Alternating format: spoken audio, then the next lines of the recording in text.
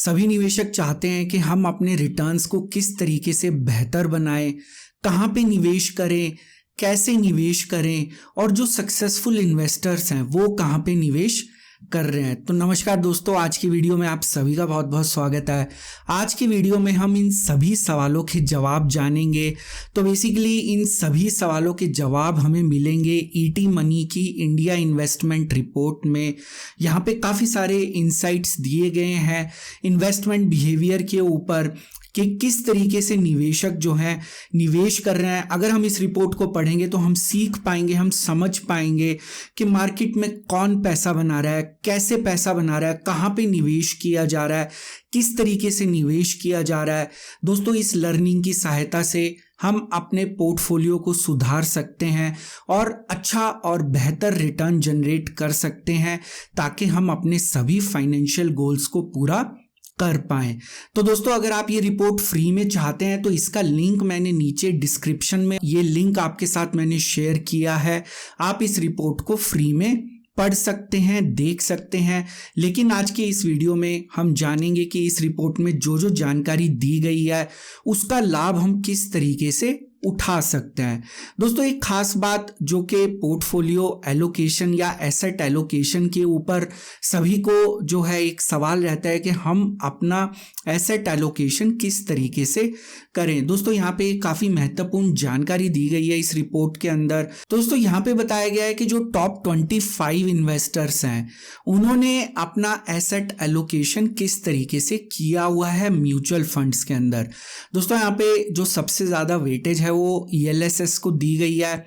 Large cap दूसरे number पे है और मल्टी कैप तीसरे नंबर पे है, जबकि जो बॉटम 25 इन्वेस्टर्स हैं उनका ज़्यादा एलोकेशन जो है वो लार्ज कैप की तरफ है, उसके बाद ELSS और तीसरा मल्टी कैप।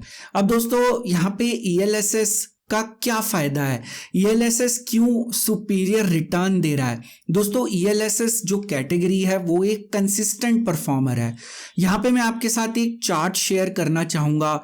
आपको ये जान के हैरानी होगी कि अगर आप अलग अलग कैटेगरी ऑफ फंड्स का एनुअलाइज्ड रिटर्न देखें तो अलग अलग टाइम फ्रेम के ऊपर अलग अलग कैटेगरीज जो हैं बेस्ट परफॉर्मिंग देखी गई हैं। अगर आप यहाँ लार्ज कैप की बात करें तो 3 और 5 साल के टाइम फ्रेम पे ये बेस्ट परफॉर्मिंग कैटेगरी है।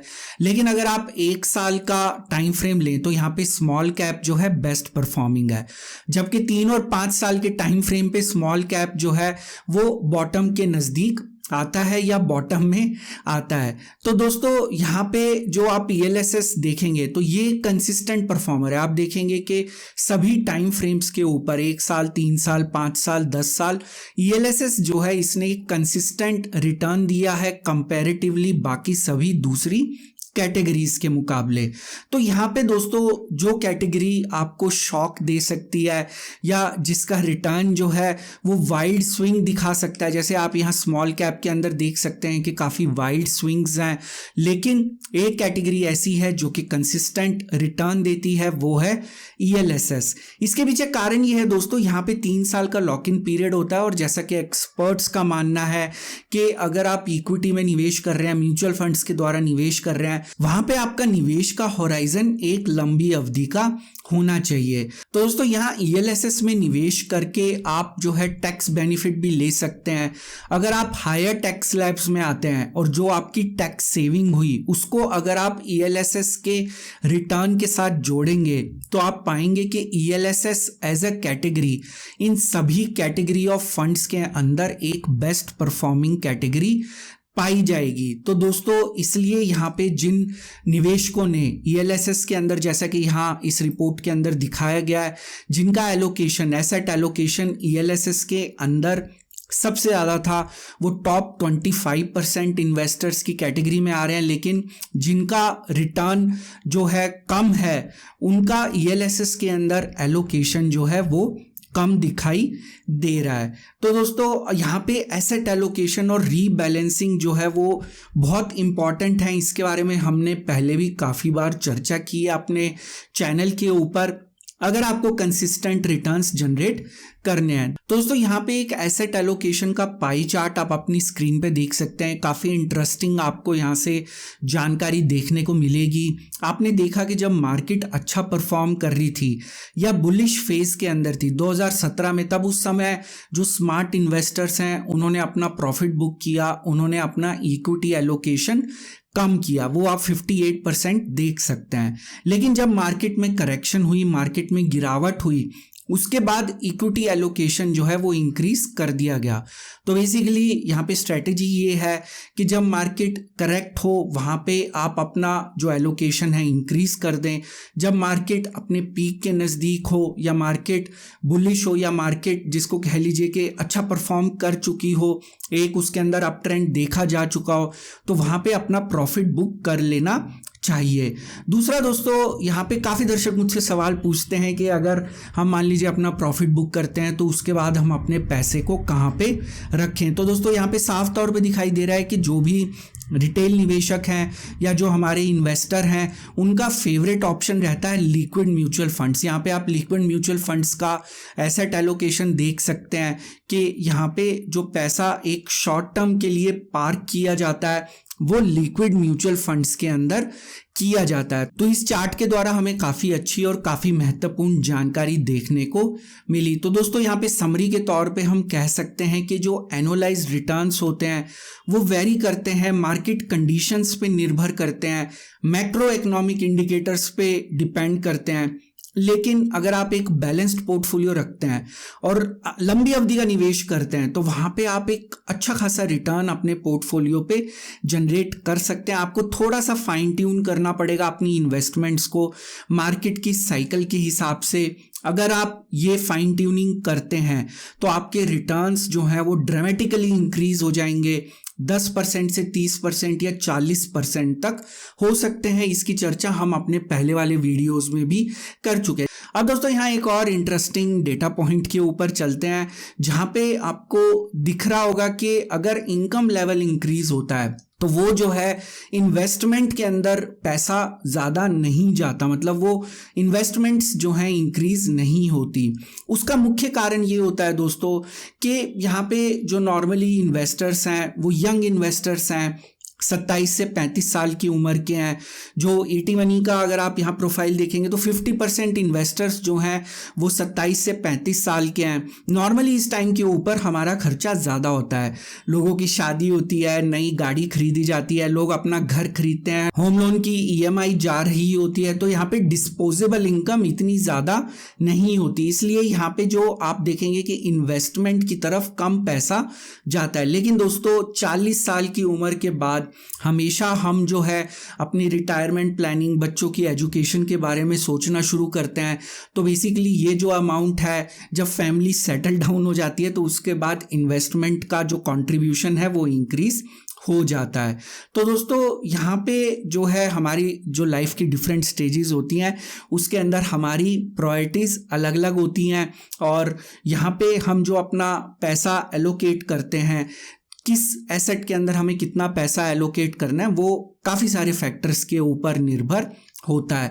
अब दोस्तों आपके मन में एक सवाल आ रहा होगा कि भाई हमने एनुअलाइज रिटर्न्स तो देख लिए जो अलग अलग कैटेगरी ऑफ फंड्स के। यहाँ पे एक और आपको चार्ट दिख रहा होगा कि जहाँ पे ET मनी के यूजर्स ने कितना रिटर्न जनरेट किया।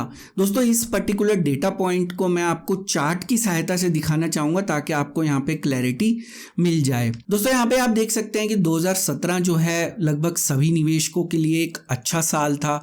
लगभग सभी निवेशकों ने पॉजिटिव रिटर्न जनरेट किए और मेजॉरिटी ने जो है 10% से ज़्यादा के रिटर्न जनरेट किए, डबल डिजिट रिटर्न जनरेट किए।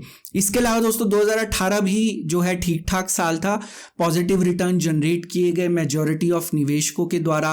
लेकिन 2019 के अंदर आप देख सकते हैं कि जो आपकी मेजॉरिटी थी उसने नेगेटिव रिटर्न जनरेट किया। दोस्तों यहाँ पे जो एक खास बात है, किस वजह से ऐसा हुआ, अगर आपको याद होगा इस चैनल के साथ अगर आप जुड़े हुए हैं 2019 इस अवधि के दौरान जो है स्मॉल कैप फंड्स जो हैं वो अच्छा परफॉर्म नहीं कर रहे थे। दोस्तों एक्सपर्ट्स का ऐसा मानना है कि अगर हमारा पोर्टफोलियो जो है स्मॉल कैप की तरफ स्क्यू हो जाता है या वहाँ पे हमारा एसेट एलोकेशन ज़्यादा होता है तो हम ज़्यादा बेहतर रिटर्न जनरेट कर सकते हैं। लेकिन स्मॉल कैप, जैसा कि थोड़ी देर पहले हमने एक दूसरे चार्ट में देखा, आप देख सकते हैं कि यहाँ पे 3 साल का जो रिटर्न है स्मॉल कैप का वो नेगेटिव है।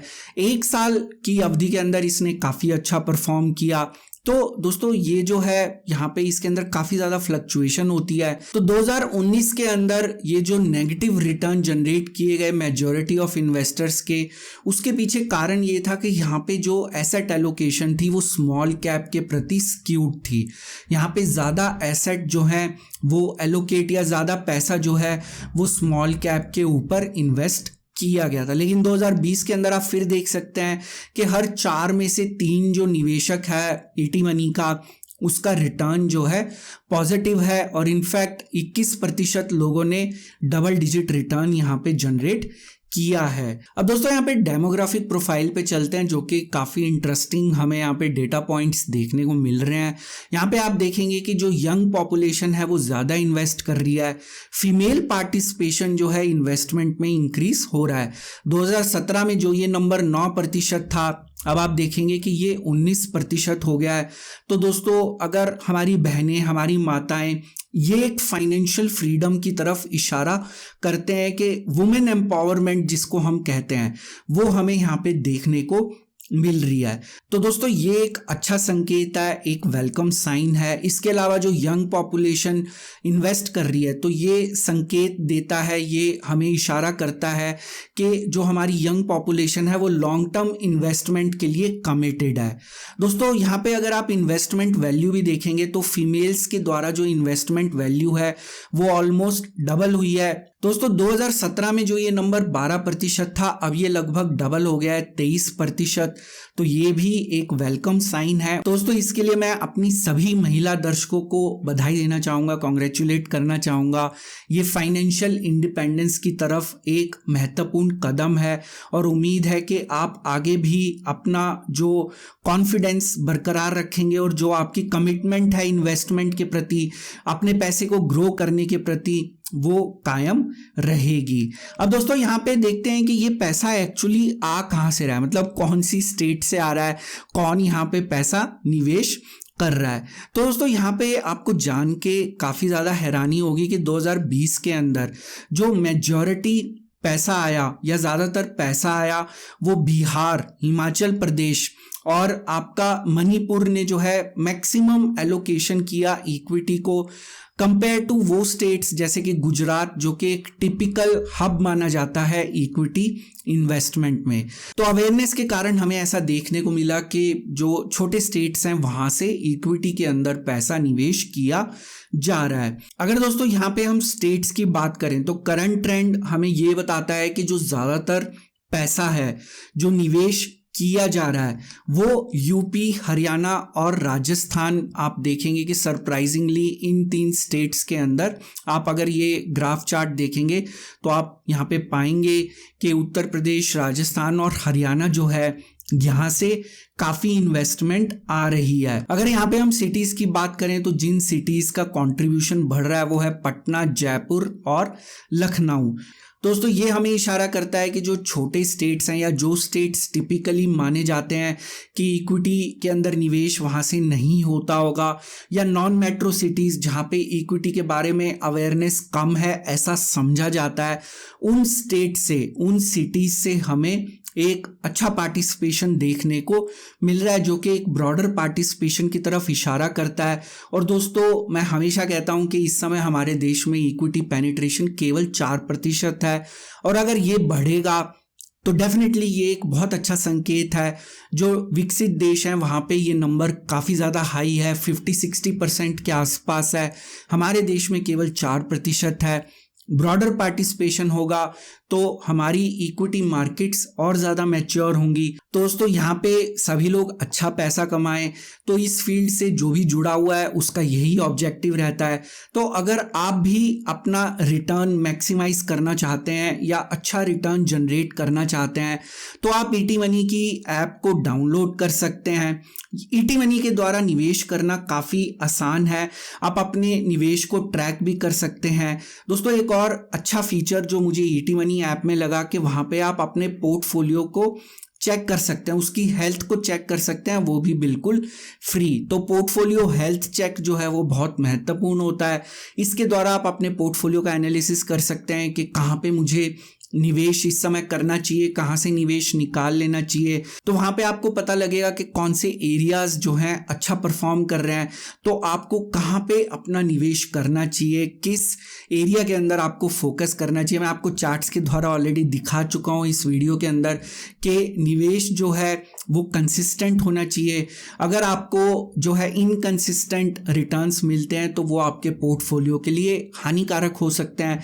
इसलिए अगर आप अपना पोर्टफोलियो का हेल्थ चेक करना चाहते हैं वो भी बिल्कुल फ्री, तो आप ईटी मनी की ऐप के ऊपर कर सकते हैं और इसके द्वारा आप अपना पोर्टफोलियो इंप्रूव भी कर सकते हैं। तो दोस्तों अगर आप ईटी मनी की मोबाइल ऐप डाउनलोड करना चाहते हैं तो नीचे दिए गए कमेंट सेक्शन में मैंने आपके साथ लिंक शेयर किया है, आप उस लिंक पे क्लिक करके ईटी मनी की मोबाइल ऐप को बहुत आसानी से डाउनलोड कर सकते हैं। तो दोस्तों मुझे उम्मीद है कि आपको ये वीडियो पसंद आया होगा। वीडियो पसंद आए तो वीडियो के नीचे दिखाए गए लाइक आइकन को आप ज़रूर क्लिक करें।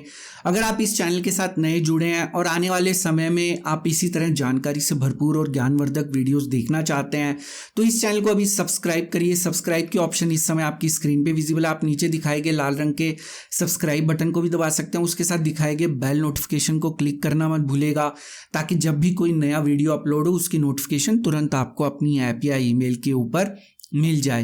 दोस्तों इस वीडियो का एक डिस्क्लेमर भी है जो कि आपको अपनी स्क्रीन पे दिख रहा होगा। ये वीडियो मैंने सिर्फ एक एजुकेशन, लर्निंग और इन्फॉर्मेशन के पॉइंट ऑफ व्यू से बनाया था। यहाँ पे मेरी आपको कोई भी सजेशन, सलाह या राय नहीं है कि आप किसी भी स्टॉक, इंडेक्स या म्यूचुअल फंड में बाय, सेल या होल्ड की पोजीशन बनाएं। किसी भी निवेश या ट्रेड से पहले अपने फाइनेंशियल प्लानर या इन्वेस्टमेंट एडवाइजर की सलाह जरूर ले लें। केवल उन्हीं की सलाह के ऊपर किसी तरह के निवेश का निर्णय लें। तो दोस्तों आज का वीडियो देखने के लिए फिर से बहुत बहुत शुक्रिया। फिर मिलेंगे अगले वीडियो में नई जानकारी के साथ, एक नई सीख के साथ, एक नई लर्निंग के साथ। तब तक आप अपना ध्यान रखें।